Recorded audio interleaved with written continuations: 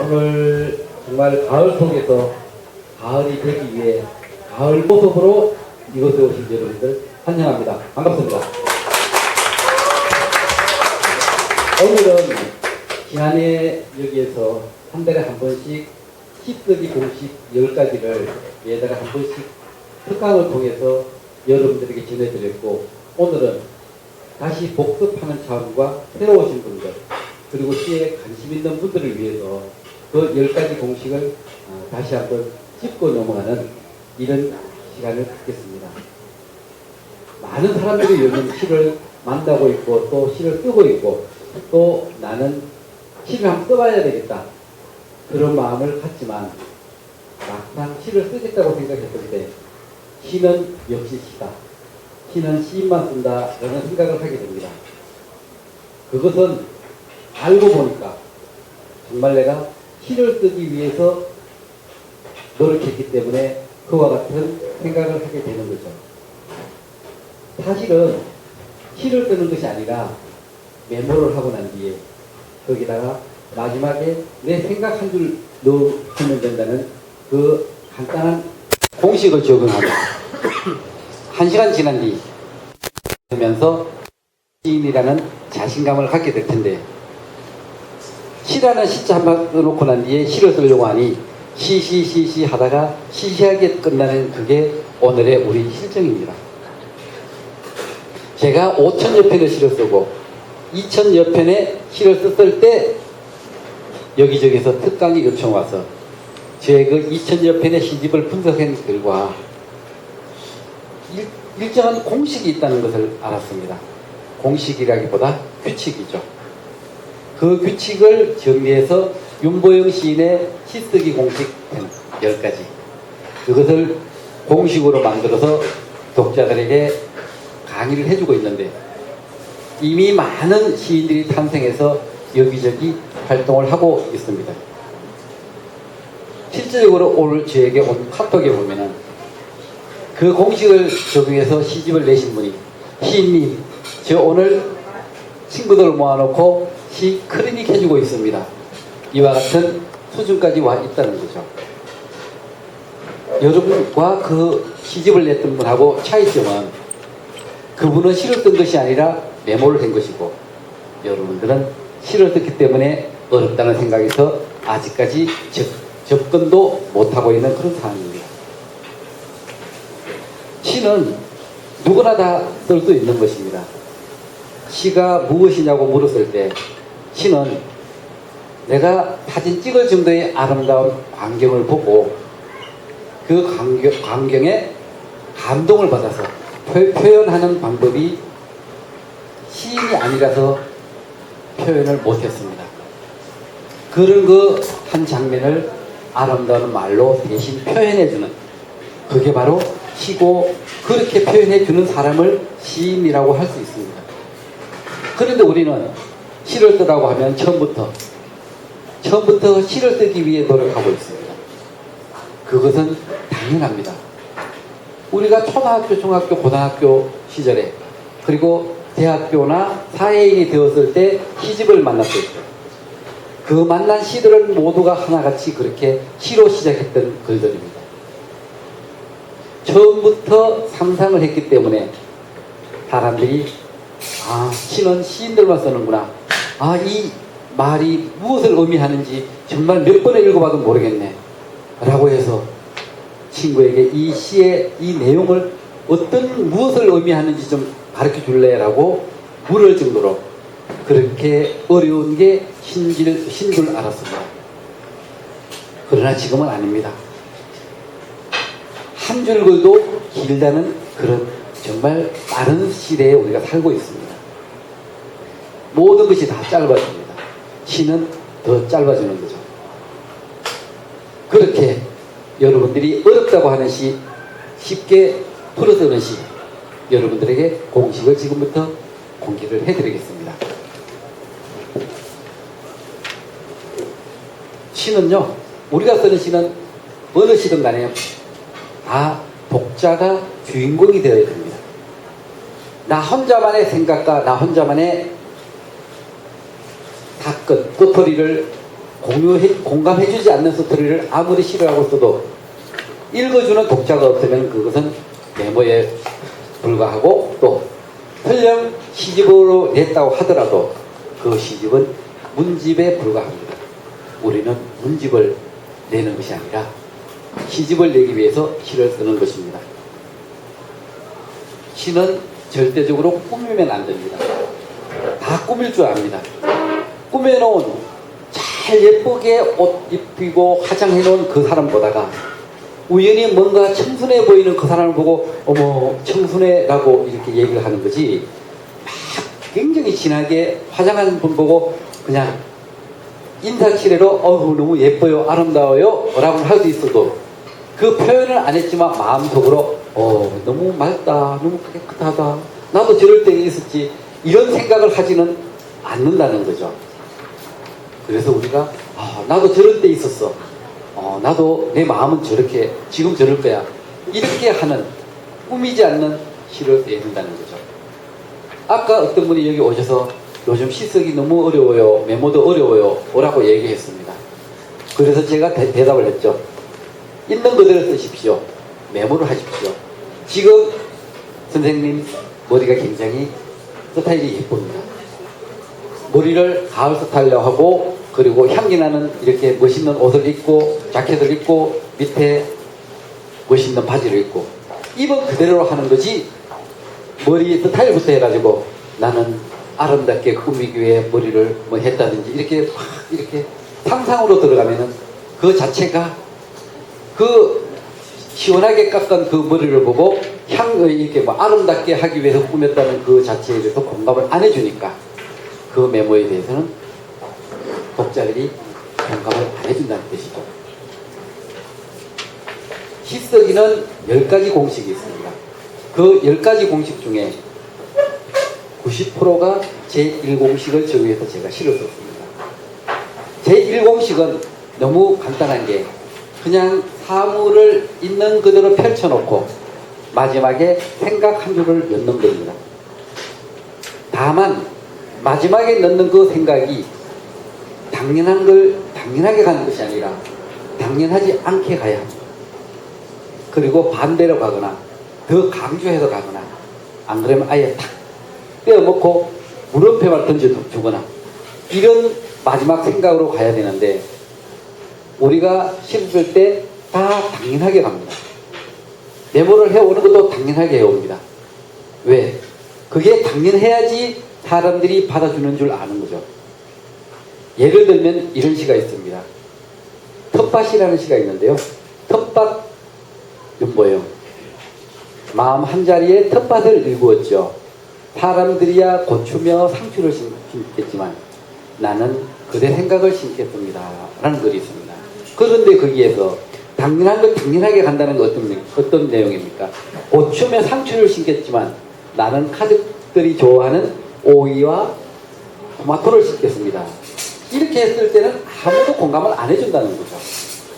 마음 한자리에 텃밭을 일구었죠. 사람들이야 고추며 상추를 심겠지만 나는 오이와 토마토를 심겠습니다 라고 했을 때 과연 누가 공감을 해주겠냐는 거죠. 너무 당연하게 갔습니다. 그런데 당연한 것은 당연하지 않은 그대의 생각을 심었습니다. 그대를 심었습니다. 그대의 생각을 심었습니다. 그게 바로 그대가 사랑이 되고 행복이 되고 그리고 희망이 되는 그런 스스로 독자들이 해석을 해 간다는 거죠. 이제 우리가 단추를 달다가 이 단추가 지금 떨어뜨리고 온 아들을 단추를 달다가 단추가 없어요.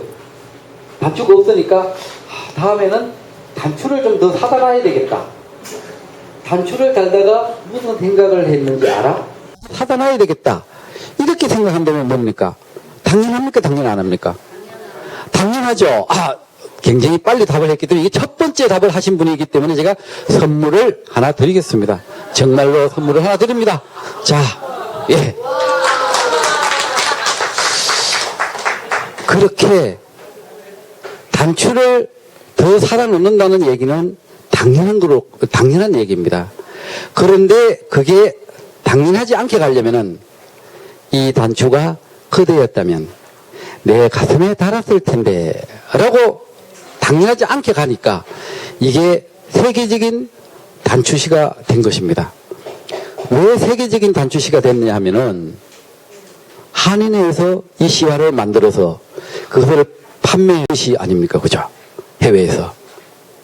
그렇게 당연한 것을 당연하지 않게 가는 게 시쓰기 공식입니다. 제가 잘 발표는 안 하지만 빈 엽서라는 시가 있습니다. 나 죽거든 내 무덤에 빈 엽서 한 장 묻어주오. 죽어서도 그대가 그리웠다는 편지를 적게. 여기에서 우리가 얼마든지 일상에서 우리가 그런 생각은 할 수 있습니다.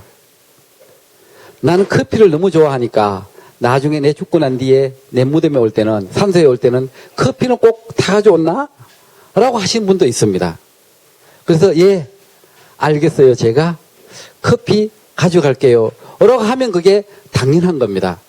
누구나 다 일어날 수 있는 당연한 얘기지만 그게 아니라 빈 엽서를 묻어줬는데 예, 묻어드릴게요. 아이고, 묻어드리고 말고요.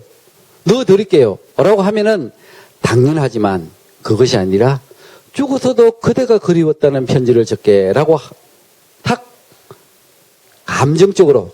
감동적으로 딱 하고 나니까 그 시를 읽는 사람이 바닥에 주저앉아가지고 일어날 현기증이 일어나서 한참 동안 일어나지 못하는 그런 시가 된 겁니다.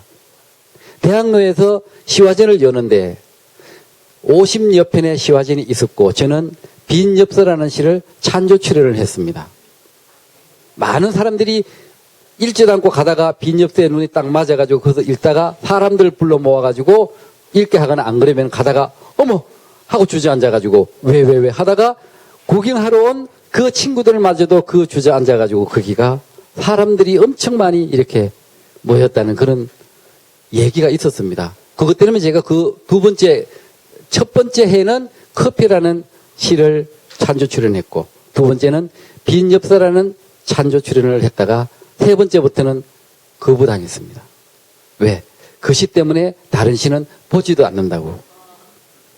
그 한 줄 때문에 그렇습니다. 마지막에 우리가 당연한 것을 당연하지 않게 갔다는 얘기죠. 우리가 이게 아까 우리 선생님께 드렸던 시화는요, 그 시화 속의 시는 그런 겁니다. 정말 예쁘고 아름답고 멋있고 지적이고 상큼하고 우아하고 분위기 있고 멋있고 얼마나 가을스럽고 향기나고 눈 보세요. 호수 같고 맑기가. 여러분들이 그런 거예요. 여러분들을 보니 사실이래요. 사실. 이게 너라는 시입니다. 너. 여기에서 그냥 너무 예쁘세요. 인사치레입니다. 너무 아름다우세요. 인사치레입니다. 아니야. 정말이야. 보니까 사실인데 뭐라고 이렇게 한번 강조를 해준 거죠. 그러니 사람들이 이 시를 보면은 다 나를 두고 한 말이야. 시석의 주인공은 나야. 당연히 납니다. 내가 그렇게 생각하면 납니다.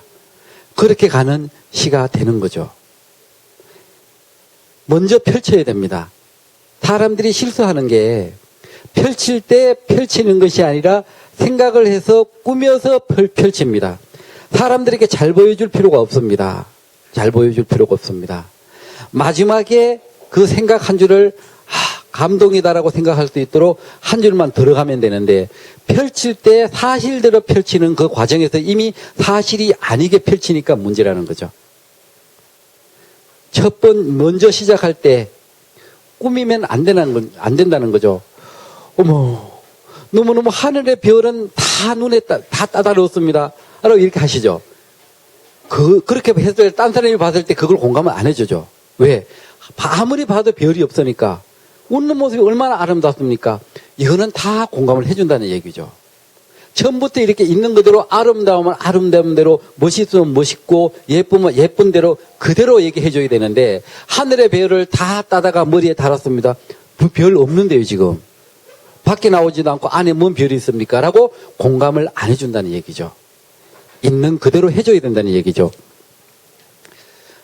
아까도 말씀드렸듯이 그 첫 번째 찬조 출연했던 커피시, 커피에 설탕을 넣고 크림을 넣었는데 맛이 싱겁네요. 거기서 당연하게 가는 건 뭡니까? 설탕 좀 더 가져온나, 아가야. 라고 하면 이건 당연한 겁니다. 누구나 다 하고 있는 얘기입니다. 그렇게 가면 안 된다는 얘기죠. 아, 그대 생각을 빠뜨렸군요. 그러니 그 그대 생각이 꼭 그대 생각이 아니라 내가 하고 있는 일터도 됩니다. 아침에 일어나서 내가 갈 수 있는 일터가 있으니까 이렇게 행복하게 집을 나설 수 있겠구나. 이런 생각을 하게 되는 거죠. 만약에 이 시를 다른 사람이 그 시 밑에다가 패러디를 이렇게 해놨습니다. 라면이라는 시를 썼는데요. 펄펄 끓는 라면에 면과 스프를 넣고 대파와 계란을 넣었는데 맛이 싱겁네요. 아, 농부의 마음을 빠뜨렸군요. 그 시를 만약에 저보다 먼저 그분이 발표를 했다면 그분은 라면 시인이 되어서 지금 광고회사에 라면 광고를 하고 있을 겁니다. 저 이번에요. 그렇게 있는 그대로 써준 시, 이런 글들이 광고에 사용되고 있습니다. 지금 10월 달부터는 많은 사람들이 저에게 문자가 많이 와요.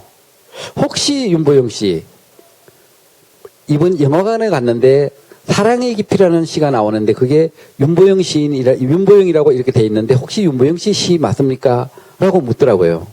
예, 맞습니다.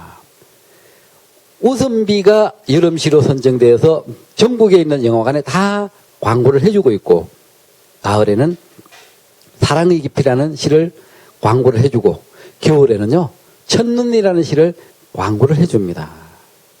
그렇게 있는 그대로 썼기 때문에 사람들이 공감을 해준다는 뜻이에요. 첫눈이 내립니다.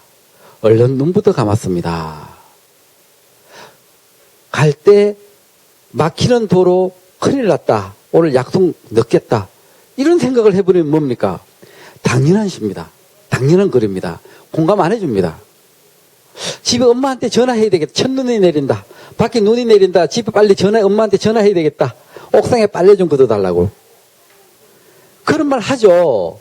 너무나 당연하게 간 거예요. 그런데 당연한 것을 당연하게 가지 않았습니다. 첫눈이 내립니다. 얼른 눈부터 감았습니다. 내 안에 그대 불러 함께 보고 싶어서. 그렇게 친구야 우리 첫눈이 내리면 서로 결혼을 해서라도 어디에 살더라도 우리 생각해주자. 이런 약속을 했던 그 친구를 만나기 위해서 눈을 감는다는 얘기죠. 그러니 이게 우리나라 최고의 겨울 감성시로 선정되어서 영화관에서 영화 구경 온 관객들에게 광고를 하는 거죠. 엄청 큰 대형 화면에 그 시가 쫙 유명한 탤런트가 읽어줍니다. 그렇게 영상과 함께. 첫눈은 더 보기 좋습니다. 기대해도 좀 됩니다. 두 번째 공식은요. 우리가 사실 플러스 일상적인 감정에서 확대된 감정으로 가는 겁니다. 이것은요. 펼쳐놓고 1공식에서 생각만 넣는 게 약간 싱거울 때가 있습니다. 그럴 때는 그 싱거운 마지막 생각을 좀 더 뭔가 이렇게 강조를 한 번 더 쳐줌으로 인해서 사람들에게 감동을 주는 그런 내용입니다. 실제적으로 시를 가지고 설명을 드리겠습니다. 빈자리라는 시를 예를 들어 보겠습니다. 그대 떠난 빈자리에 무엇이든지 채워보려고 정신없이 다녔습니다. 그러다 얻은 것은 그대 외에 채울 것은 아무것도 없다는 것. 이것까지는 일상적인 감정입니다. 감동이 약하죠. 거기다가 하나 더 갔습니다. 결국 자리를 비워둔 채 기다리기로 했습니다. 한번 딱 들어가니까 어머, 날 좋아했던 그 모심이 아직 나를 생각하고 있을 거야. 그래, 언젠가 만나면 내가 손 내밀고 친구야, 그때는 미안했다. 내가 너 버려서. 이렇게 얘기해 줄 거야 라는 생각을 하는 게 이 빈자리라는 거죠. 그대를 위해라는 시가 있습니다. 힘들지? 내 어깨에 기대어 볼래? 내가 언덕이 되어 줄게. 자, 나한테 기대. 이렇게 얘기하죠. 그거는 얼마든지 이 일상적인 감동입니다. 그래, 네가 언덕이야. 저로 가. 커피값이나 내. 이렇게 얘기하고 딱 밀어버리죠. 그런데 그게 아니라, 그 나무 아래, 그 나무가 자라면, 그 나무에 그늘을 주고 싶어서 기대라는. 이런 식으로 간다면은 더 감동을 하는 거죠.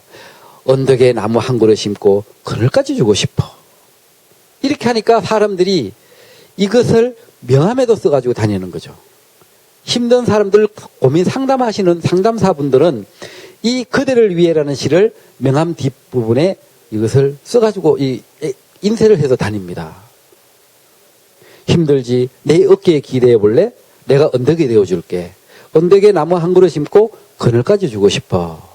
나는 당신에 대한 멘토로 상담만 해주는 것이 아니라 그 상담을 하고 당신의 그 고민을 해결할 수 있도록 도와드리는 사람입니다. 언제든지 찾아오세요. 이러는 뜻으로 이 시를 하려고 한다는 거죠. 일상적인 감정에다가 확대된 감정을 한 번 더 쳐준다는 거. 요게 이 공식입니다. 세 번째 공식은요. 독자의 몫으로 답을 돌리는 겁니다. 내가 답을 안 합니다. 독자에게 답을 탁 이렇게 질문을 던져놓고 답을 안 하고 뒤로 한 발 물러서서 딱 어떻게 하나 보는 거죠. 우리가 어린아이들 신분을 시키고 난 뒤에 우리 아이가 숲에 잘 가서 물건을 사오나 안 사오나 이렇게 전봇대 뒤에서 바라보는 그런 상상 한번 해본 적이 있었죠. 또 그렇게 해본 적도 있었고, 그와 마찬가지로 이 답을 내가 하는 것이 아니라 독자한테 답을 던집니다. 제 글 중에 어쩌면 좋지라는 시가 있습니다. 어쩌면 좋지. 이 어쩌면 좋지라는 시를 들어보고 만약에 나도 이 감정에 공감을 한다면은 박수를 쳐주셔도 됩니다. 자다가 눈을 떴어.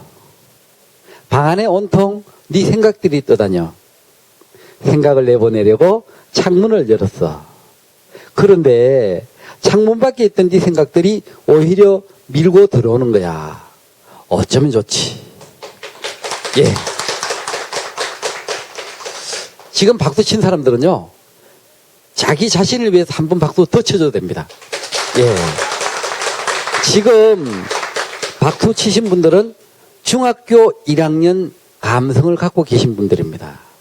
왜냐하면요, 늘 얘기 드리는데 이 시가 중학교 1학년 국어책에 나와 있는 시기 때문에 그렇습니다. 어쩌면 좋지라는 대답을 제가 하지 않았잖아요. 어쩌면 좋지라고 했더니 사람들이 다 그냥 생각하던 대로 창문 닫지 말고 계속 보세요. 밀고 들어오든 밀려 들어오든 상관없습니다. 그냥 그렇게 생각하세요. 라고 얘기하는 거죠. 이것을 뭔가 생각하고 절대 쓰지 않았습니다. 그냥 메모했습니다. 자다가 이렇게 눈을 뜨니까 달빛이 환하게 비치니까 갑자기 잠은 안 와요. 근데 그 잠이 안 올 때 생각하는 게 과연 그 좋아하는 사람 생각을 했겠습니까? 그죠? 내일 어제 못다한 일을 생각할 수도 있을 테고, 또 내일 일찍 출발해야 되는데 설레서 잠이 일찍 깨어가지고 다시 자야지 운전할 때 졸지 않는데 이런 걱정할 수도 있는 거고, 온갖 생각들이 다 들 수 있는 거죠. 그래서 그냥 이 창문이 약간 열려서 감기 걸리겠다 해서 가서 창문을 열려고 닫으려고 딱 보니까 달빛이 환하게 있는 거예요. 그러니 더 달빛에 내가 찾고 있던, 부르고 있던 잠은 더 멀리 달아나 버렸어요. 어떻게 하면 좋아요? 이걸 가지고 그냥 그렇게 쓴 겁니다. 이게 그렇게 학생들이 배울 정도의 명시가 된 거죠. 왜? 하나도 꾸미지 않았습니다. 있는 그대로 써줬습니다. 마지막에 답을 독자들한테 어쩌면 좋지라고 탁 던진 것밖에 없습니다. 시골에 갔는데요. 여기 파리가 이렇게 이제 뭔가 이번에 뭐 시를 한 편 써라 했는데 어떤 시를 쓰지? 이라고 하는데 여기 손끝에 여기 파리가 한 마리 앉았습니다. 굉장히 성가시죠. 그래서 쫓죠, 이렇게.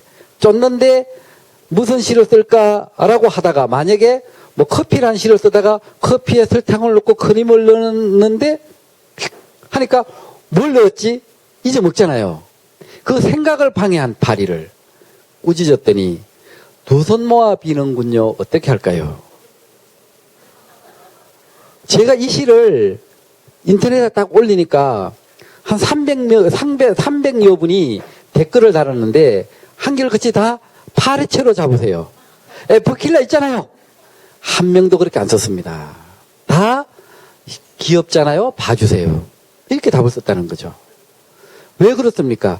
그대 생각 방해한 파리를 꾸짖었더니 두 손 모아 비는군요. 마지막에 어떻게 할까요? 답을 독자들한테 탁 던졌습니다. 했더니 독자들이 답을 합니다. 귀엽잖아요. 봐주세요. 이렇게 가는 겁니다. 그렇잖아요. 그죠? 나오는 길도 모르면서 자꾸 그대 마음속으로만 들어가네. 어떻게 하지? 어떻게 하기는요. 계속 생각해야 되는 거죠. 그걸 독자들이 그냥 답을 그렇게 계속 생각하세요. 시인님. 저한테 막 대답을 하는 거죠. 그렇게. 독자들에게 답을 던지는 것. 이게 세 번째 공식입니다.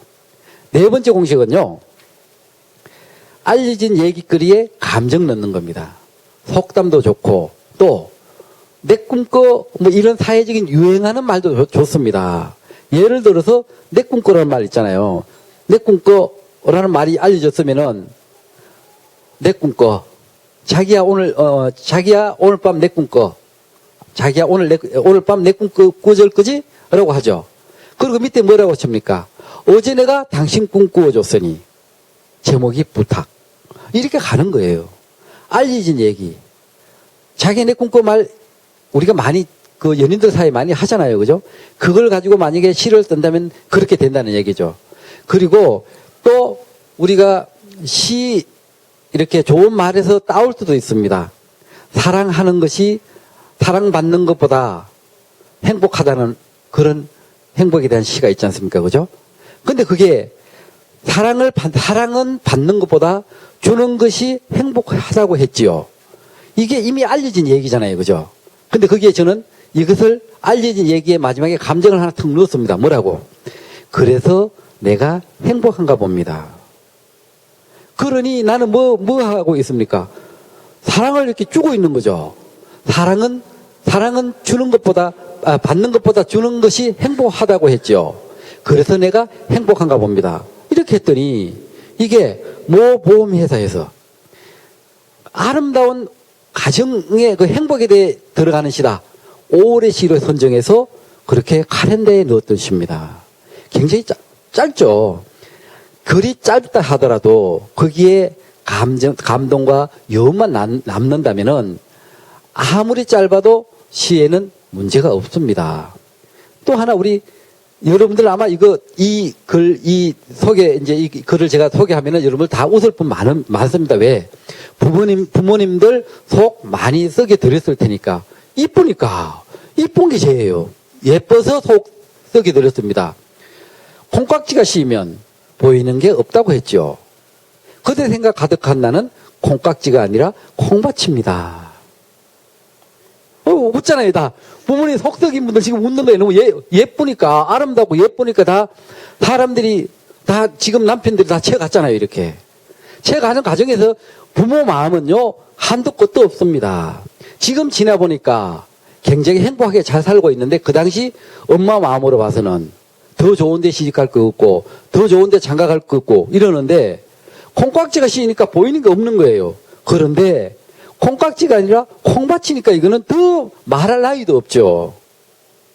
그렇게 알려진 얘기거리에다가 마지막 한 줄 감정을 탁 넣으면은 시가 안 되는 게 없습니다. 이해한다는 뜻이 딱 이렇게 웃으시잖아요. 그죠?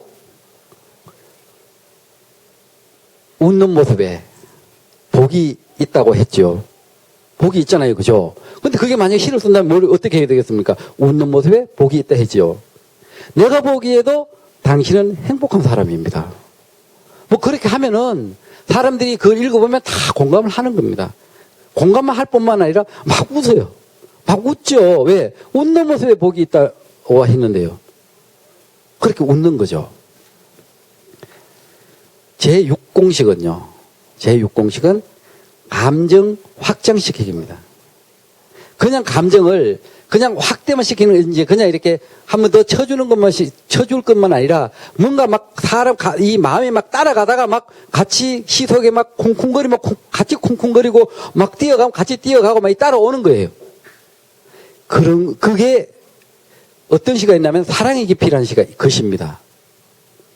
사랑의 깊이가 궁금해 마음에 돌을 던진 적이 있죠. 그대 생각할 때마다 가슴이 뛰는 걸 보니 그 돌 아직도 내려가고 있나 봅니다. 유효정 탤런트가 이거를 영화관에서 읽어주고 있죠.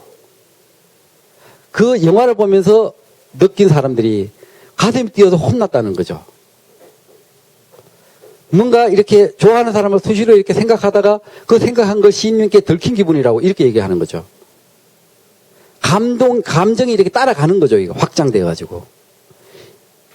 첫사랑이라는 시가 있습니다.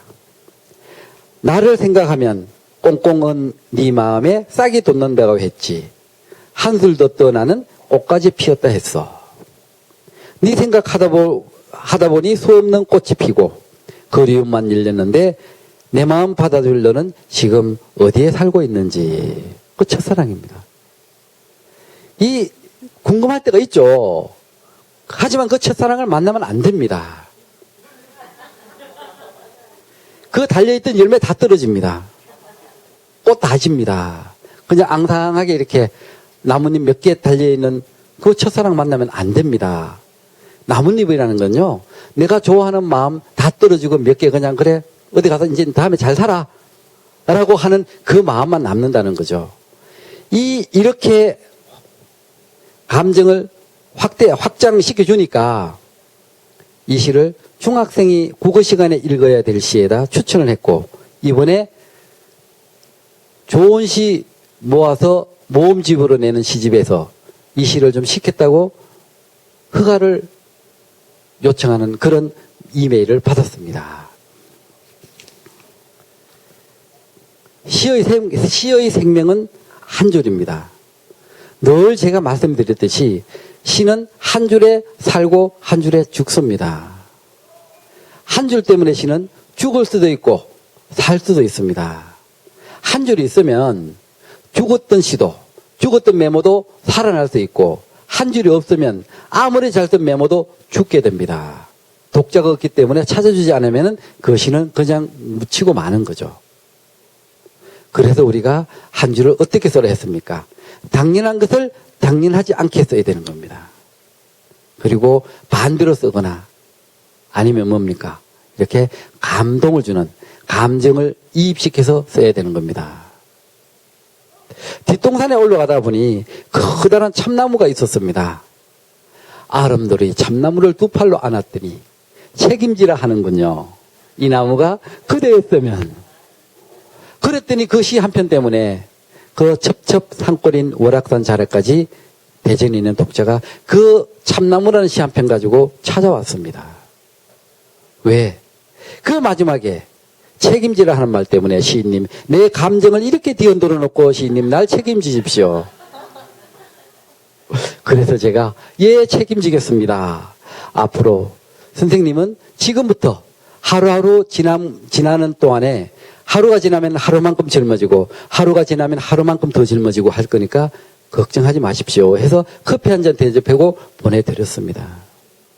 그게 어디 꾸밈이 있고 뭐가 있습니까? 마지막에 이 나무가 그대였으면, 그렇잖아요. 오매불만 계속 보고 싶고 막 이런 사람이 있었는데 그 사람한테 야, 너무너무 나 좋다고 생각만 하고 있는데 갑자기 너 나 생각하고 있지? 나 책임져 라고 한다면은 얼마나 좋겠습니까? 그죠? 그런 마음을 그냥 그게 있는 뒷산에서 만나는 그 참나무를 가지고 거기다가 한 줄 하나 더 책임지라는 거 어떻게 할까요? 용서해 주라는 뭐 그런 식으로 탁 침으로 인해서 감동이 살아난다는 거죠. 다음 육공식입니다. 육공식은요, 극적인 반전을 하는 겁니다. 시는 맛이 반전에 있습니다. 무슨 맛에 있다고요? 제가 잘 보질 못했습니다. 선물 하나 주려고 했는데 어느 분이 제일 먼저 반전했는지 제가 잘 보질 못해서 다시 다음에 제가 한번 질문을 하겠습니다. 반전입니다. 시 맛은 반전에 있습니다.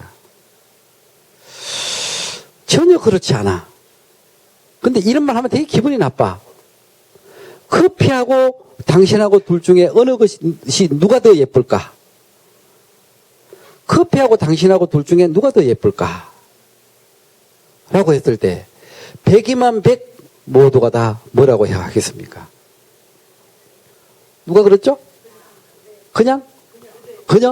아니 그러니까 제가 질문을 당신과 그쵸? 당신. 예. 당신이라고 제일 먼저 대답을 했기 때문에 제가 선물을 또 하나 드리겠습니다.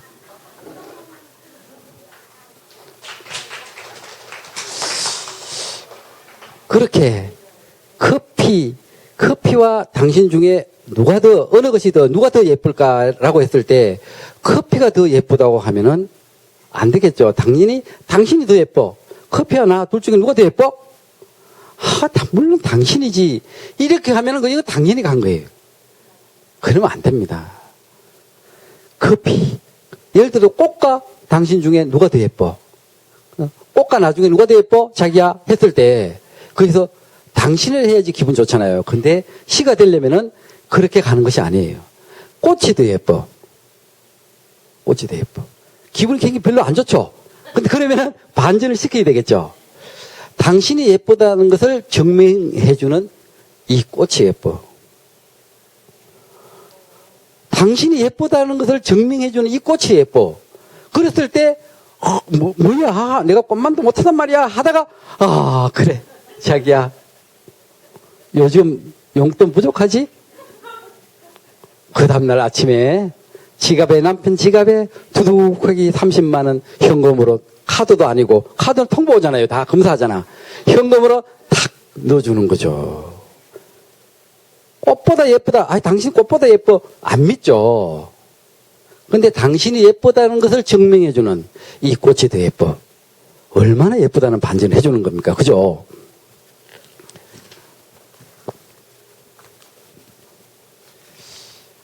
은행나무 숲이라는 글이 있습니다. 곱게 물든 은행나무 길을 걷다가 그리움만 죽고 왔습니다. 그리움만 죽고 오면 됩니까? 안 됩니까? 안 되죠. 그리움만 죽고 오면 집에 와서도 그립습니다. 그래서는 안 되는 거죠. 그런데 뭐라고 했습니까? 사랑도 지나치면 병이 된다지만 솔직하게 고백하면 오늘 그 병에 걸리고 싶더군요. 이렇게 마지막에 반전을 한번 툭 해주니까 그게 시가 사는 거죠. 그렇게 반전을 시킵니다. 또 사랑이라는 사랑을 얘기하면은 사랑을 하니 힘들겠죠. 사랑을 하니 힘들겠다고요? 예, 힘들어요.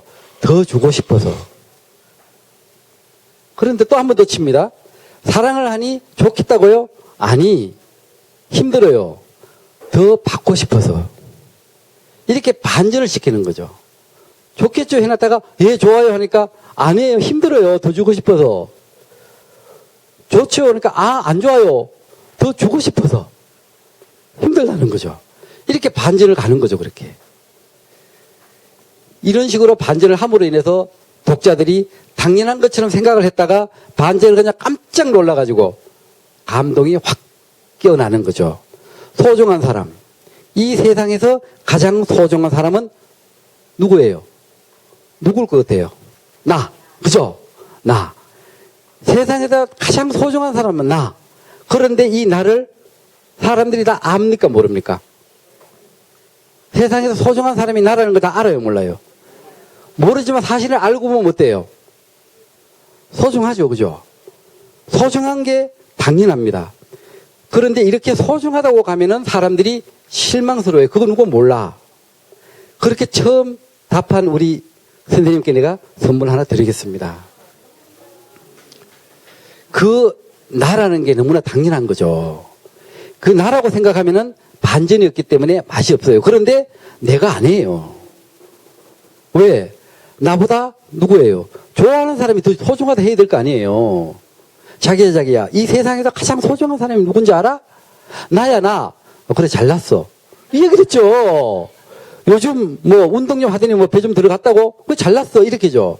그게 아니라 배 들어갔다는 말은 사과드리겠습니다. 그런 것이 아니라 몸이 이제 요즘 운동하고 이러니까 자기 예뻐지니까 이제 자기가 제일 예쁘다고 생각하는 거지 이렇게 생각할 수 있다는 건데 그게 아니라 뭐라고 하냐면 아니 가장 소중한 나에게 소중한 사람인 당신 이렇게 가는 거예요. 세상에서 가장 소중한 사람은 나 아니야. 소중한 나에게 소중한 당신 이렇게 가면은 반전을 시킴으로 인해서 사람들이 이게 시가 된다 해가지고 막 이렇게 블로그에도 올리고 카카오스토리도 올리고 막 이렇게 올려준다는 거죠. 그렇게. 다음 법칙은요. 하나를 더 보고 갈게요. 사랑해라는 게 있어요. 사랑해.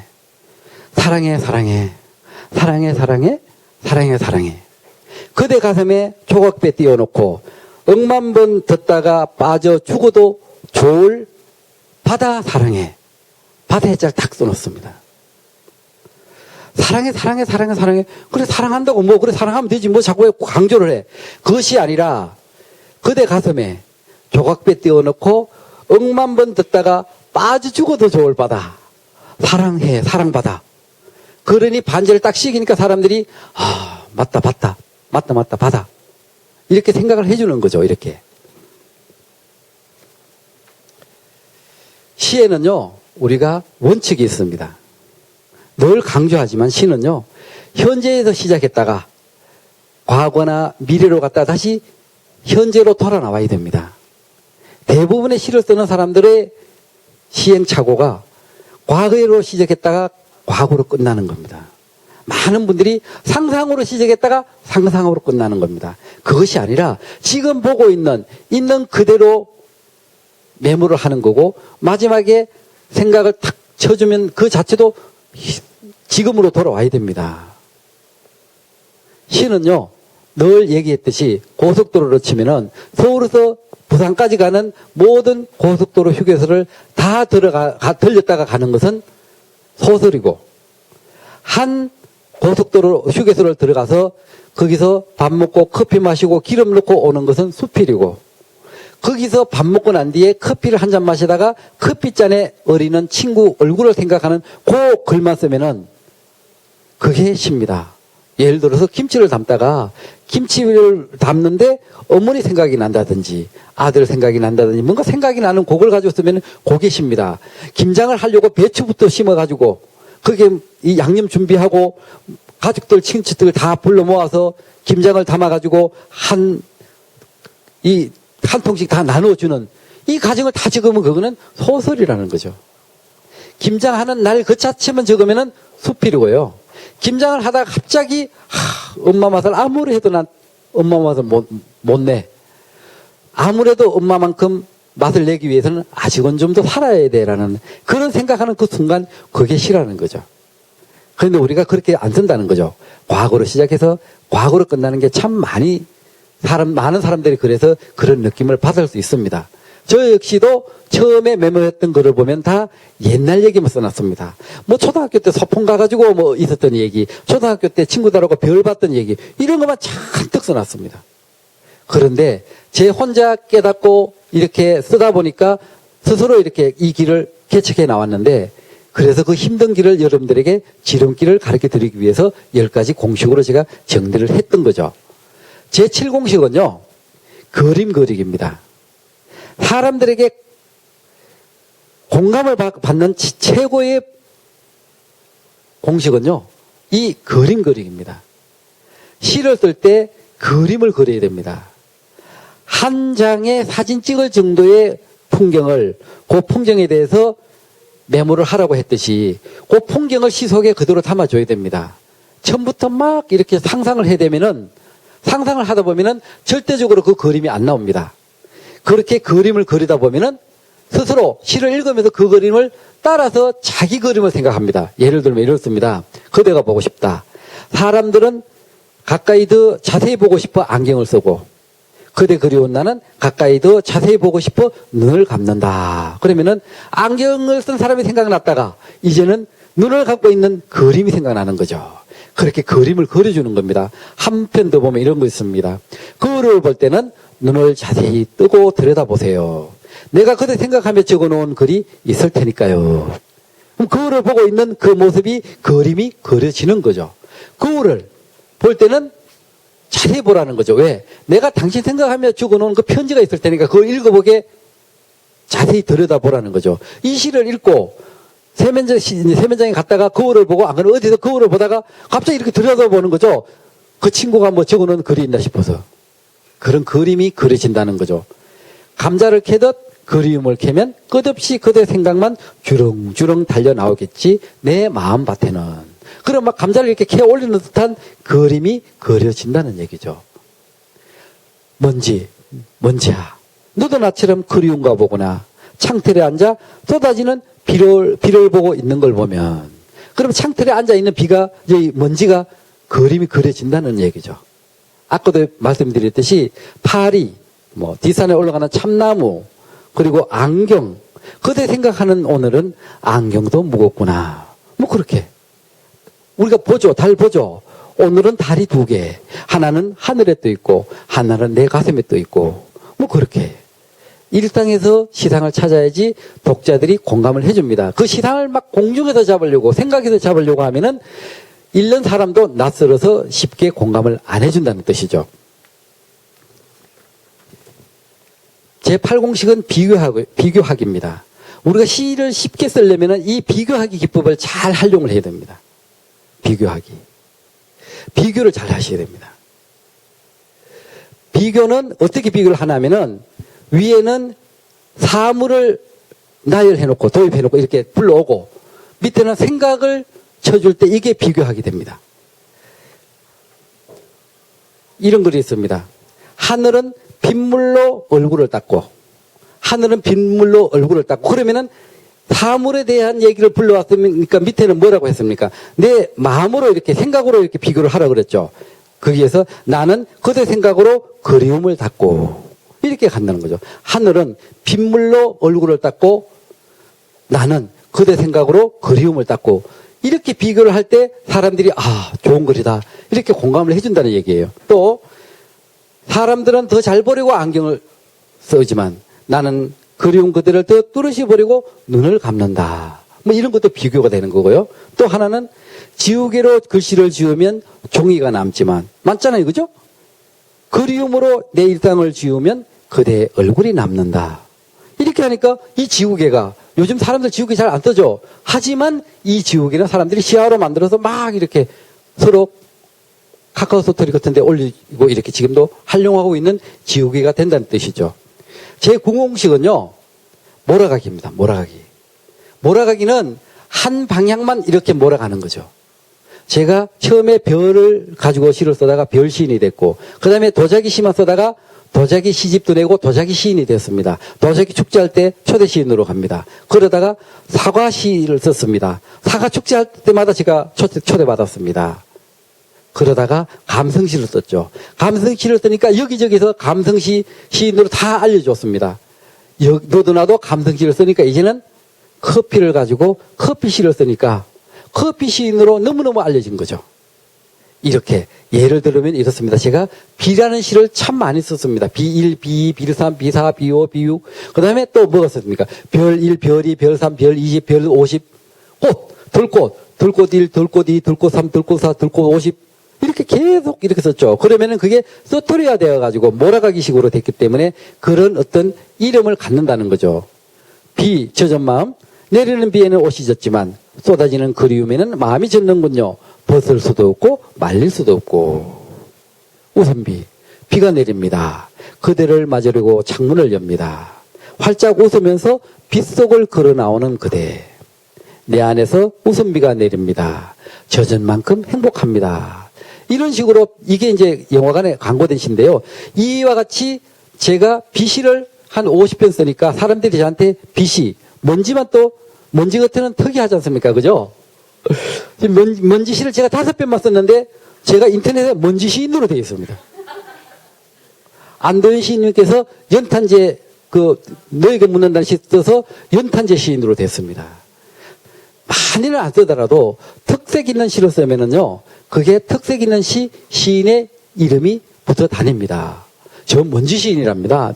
하지만 저는요, 그 먼지마저도 사랑이지, 그게 닦아내버리는 먼지가 아니기 때문에, 그래도 제가 기분 좋게, 저 먼지 시인 맞습니다. 이렇게 받아들였습니다. 마지막 공식은요, 제목으로 문장을 만들기입니다. 제목은 사람들이 제목을 먼저 정해놓고 앉아서 시를 쓰겠다고 하는데, 그렇게 시를 쓰면은 아무리 가도 시가 안 나옵니다.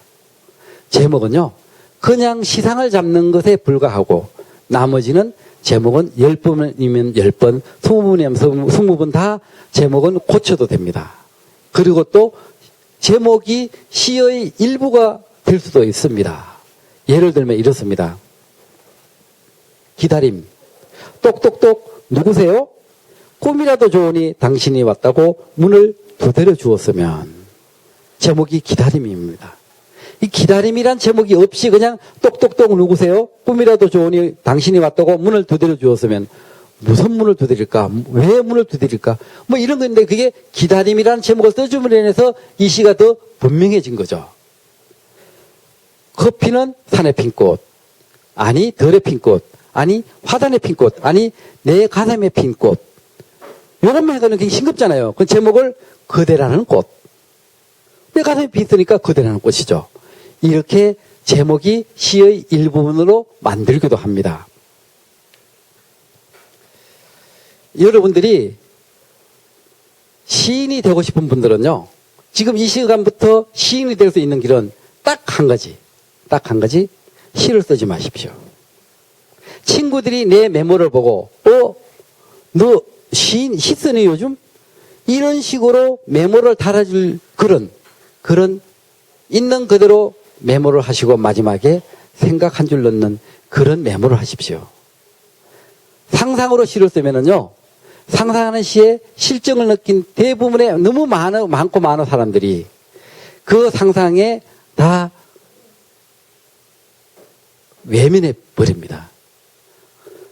나도 잘 모르는 상상. 그리고 나도 그런 상상했어. 안 되는 걸 될 수 있는 현실적인 얘기, 어떤 현실적인 얘기, 웃어줄 수 있는, 공감할 수 있는 이런 메모를 쓰시면 여러분들은 시를 쓸 수 있습니다. 이렇게 10가지 공식은요, 그냥 기본적인 바탕으로 깔고 나머지는 첫 번째 공식, 있는 그대로 메모하고 마지막에 생각 한 줄 넣음으로 인해서 그게 시가 되는 이런 시를 쓰면 여러분들은 우리나라 최고의 감성 시인이 돼서 앞으로 3년 뒤면 여러분들의 모교 같은 데 가서 강의를 하는 시인이 될 겁니다. 이렇게 짧지만 10가지 공식을 여러분들에게 소개해 드렸습니다. 여러분들 고맙습니다.